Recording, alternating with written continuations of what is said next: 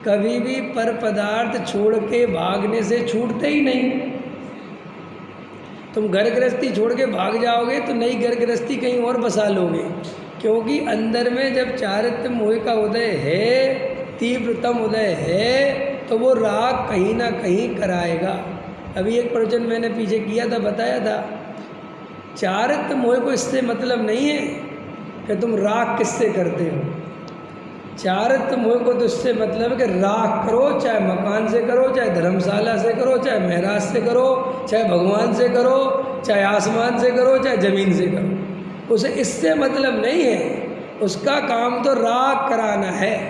अब तुम चाहे द्रोणागिरि की मूर्ति बना लो और चाहे साक्षात द्रोणागिरि वो कौन थे, द्रोणाचार्य, चाहे उनके पास, उससे मतलब नहीं है। मतलब उसको तो सीधी बात राग चाहिए।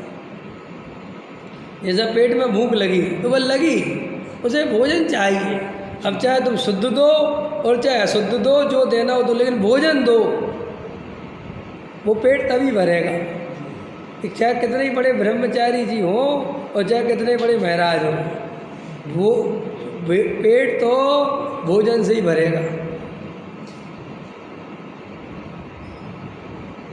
ऐसे ही जब राग है तब वो राग, चाहे तुम घर गृहस्थी का छोड़ दो, चाहे पत्नी को जाके शिष्यों से राग करोगे, अपने शिष्य बनाओगे, उनको पत्नी जैसा ट्रीट करोगे, सब पत्नी जैसा ट्रीट करेंगे।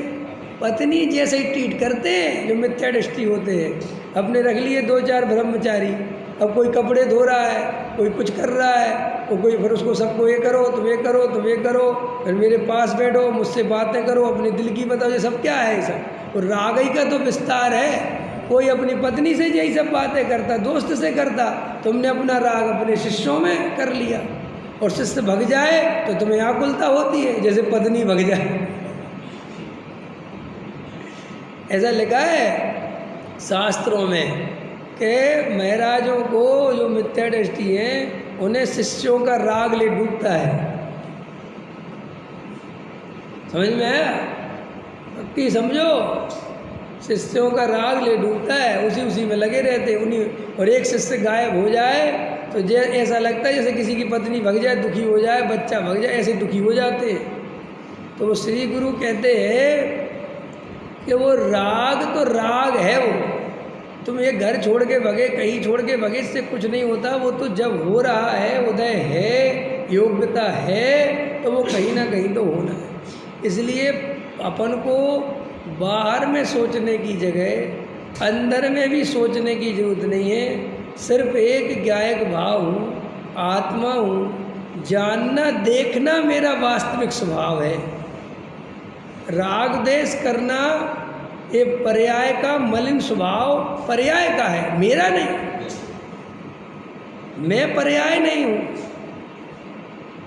पकड़ में आ रहा कि नहीं आ रहा? अपन को क्या लगता है साहब, वर्तमान में तुम्हें मोह राग देश कर रहे, तुम नहीं कर रहे मोह राग देश। मोह राग देश वो पर्याय कर रही है। वो पर्याय तुम हो ही नहीं कि साहब मैं क्यों नहीं हूँ पर्याय। अरे भैया, वो अभी पर्याय चली जाएगी और तुम रहोगे यहाँ। और कितनी भूतकाल की, कितनी राग देश की कसाएं पर्याएं कहाँ चलेंगी हमें पता ही नहीं। और हम तो ज्ञाता कल भी थे जब वे आ रही थी, और ज्ञाता हम अब भी हैं जब नहीं हैं। और आगे जो पर्याय आने वाली हैं हम उनके भी ज्ञाता ही तो रहेंगे। तो मेरा मूल स्वभाव तो ज्ञाता रहना है।